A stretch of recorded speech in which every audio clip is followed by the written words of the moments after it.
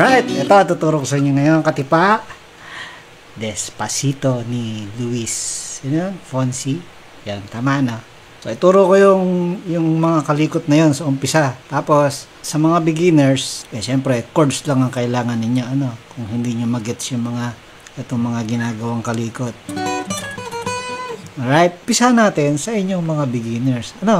Chords muna. Okay? Isang pattern lang naman ang kantang ito. Madali lang. B minor. G. D. A. Yun lang. So, ang bilang, ang bagal lang, ang tagal ng chord, B minor, 1 and 2 and 3 and 4 and lipat, G. 4 and D and 2 and 3 and 4 and A. Ganon. Apat lang na apat. 2 and 3 and 4 and G. Okay?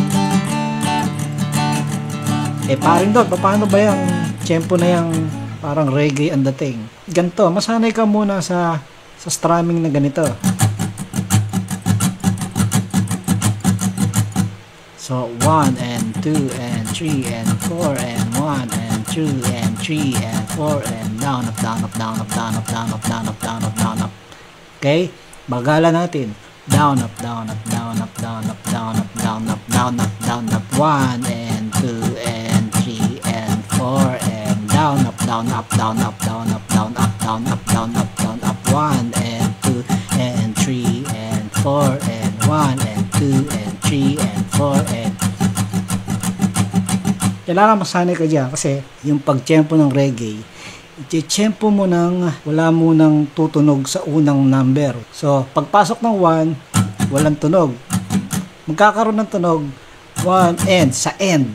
1 sa end ha. 1 and 2 and 3 and 4 and 1 and 2 and 3 and 4 and gets mo? Yung end, nagkakaroon ng bigla ng diin yung chord. 1 and 2 and 3 and 4. So, tumutunog yung chord dahil binabaon mo na yung tipa. Nakahanda na yung B minor mo, pero hindi pa lubog sa strings. Walang tunog pa yan. Pwedeng light, may light na tunog. Pero yung pinakang pulido, kapag ka ibinaon mo na. So, yun yung sa end. 1 and 2 and 3 and 4 and 1 and 2 and 3 and 4 and ayan, ina-exaggerate ko yung pagbaon para makita ninyo. Okay, ganun ang basic reggae strumming. 1 and 2 and 3 and 4 so hindi mo na doon sa pasok ng 1. Okay? 1 and 2 and 3 and 4 and G. Tapos, mas maganda sana kung sanay ka na sa bar chord. Mas magandang pakinggan ang mga reggae playing. Okay? G. Pag nag-bar chord ka ng G, D. A. Okay? Yan ay kung sanay ka sa bar chord. Mas masarap i-reggae yan. Alright? Yun ang chords. B minor, G, D, A.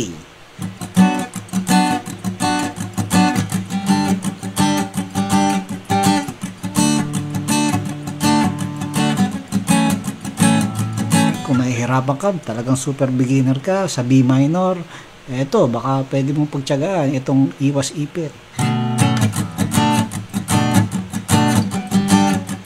Okay?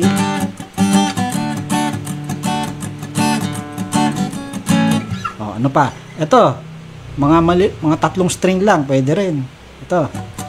Huwag mong gagalawin yung taas na string ha, tatlong string lang sa baba. B minor. G. O, di ba? Pag D, nasaan na? Dito. Yeah. Ang A, yan. So, maraming, may D shape siya. Ang B minor, isang straight lang sa 7th fret. Ang G, dini-shape mo, doon pa rin sa pwestong yun, D-shape. Nandiyan naman sa screen, di ba? Ang D, ganito. Okay? Tapos pag A, dito naman. Kung gusto nyo lang, kumbaga para may ibang tunog. Same pattern, pero nag-iba naman yung temperature. Nag-iba yung style ng tunog. Okay? And that's it. Para sa mga beginners, tayo magtuturoan na ng yung kaninang lead guitar. Okay? Ganito mangyayari. Sa B minor, yung umpisa, i-strum mo lang itong diretsong 3 string sa baba, yung 7th fret. Tapos, lead mo na ito. Yun, mabilis yun. So, paano yan? Yung first string mo lang gagawin mo dyan.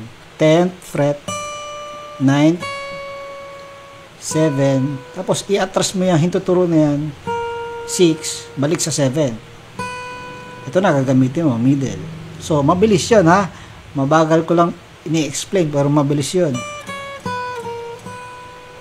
So, mangyayari dyan, mas madaling mapabilis yan. Huwag mo iganto yung alternate picking mo. I-try mong ikinakaskas na kasama yung arm. Arm yung nagko-control sa pagkaskas. Hindi ganon. Ganyan. Okay, braso. Kasama yung braso sa paggalaw ng pick. Okay? Siya yung nagko-control, yung buong braso tsaka kamay. Kung kaya nyo naman, kung mabilis kayo sa ganyan, edi okay lang. Pero kung hindi nyo magets, baka makatulong ito. So, ganun dapat. So, pagka-strum mo, yun, mabagal pa nga yun. Nagkakamali pa nga kayo. Yan. Susunod dyan, strum ulit. Tapos, biglang yung first string, 9, 10, 12, okay, gagapang. Tapos, ito, magiging pinakang titigil ka rito, gamitin mo yung hintuturo mo. First string pa rin tayo, 14, tapos second string, 15. Tapos, balik sa first string, balik sa second string, tapos ending sa first string na 14. Tapos susunod na dito yung 20. Yan, ito. Paano naman yan? So, may panggagalingan ka sa third string. I-slide mo pa 11. Tapos, patak sa first string 10. Tapos, ganun ulit. Slide ka ulit, third string. Pero, ito, sa 9th. And then, patak sa first string, 9th. Okay, ganun. So, 20. Tapos, umpisa na nung pattern. Tapos, naglilid ka ng ganun. Yan. So, gawin natin yung mula umpisa.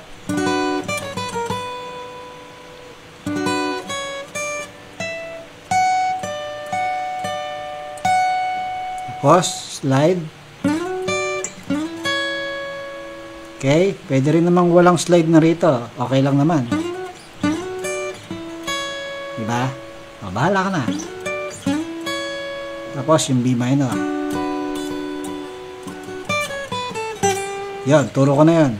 Diba? 1 and 2 and 3 and pa.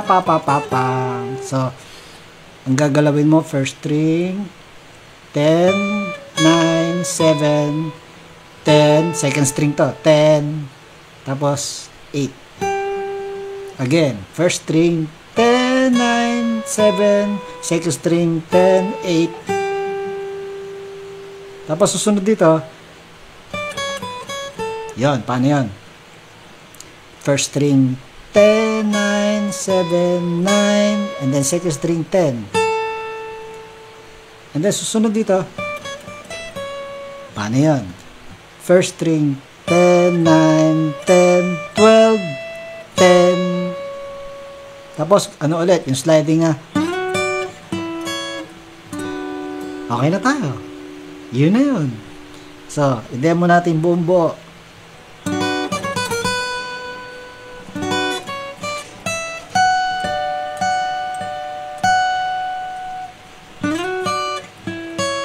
1 and 2 and 3 and 1 and 2 and 3 and 1 and 2 and 3 and 2. Alright. And then siguro bilang panghuli lagyan ulit natin ng background ng gitara, ha.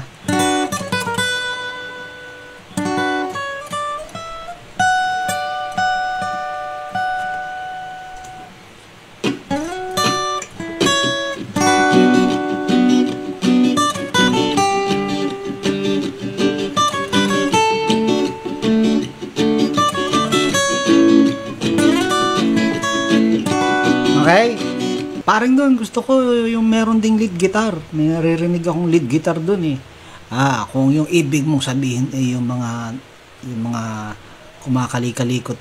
Parang sa bandang huli ng kanta yon, 'di ba? Yung bago matapos, may mga nagli-lead nga doon, 'di ba? Hindi ko ituturo.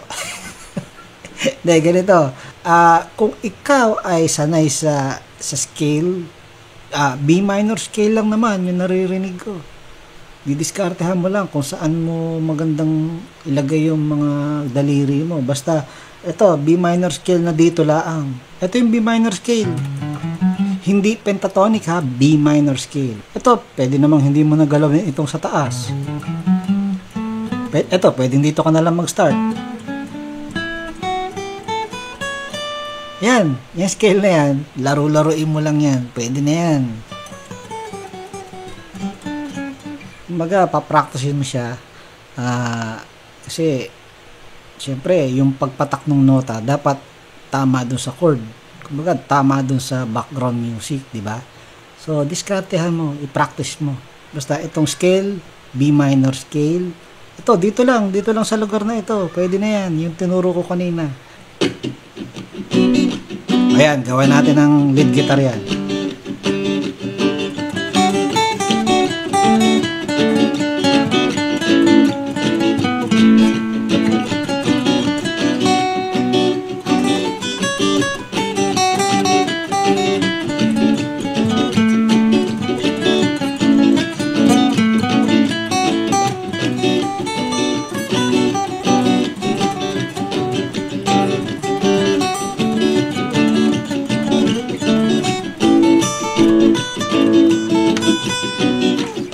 Diba?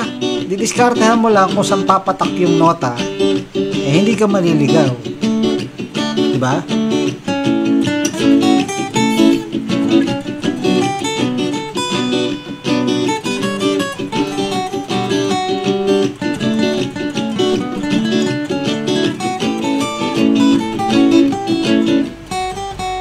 Wala na yung background ko. Yun.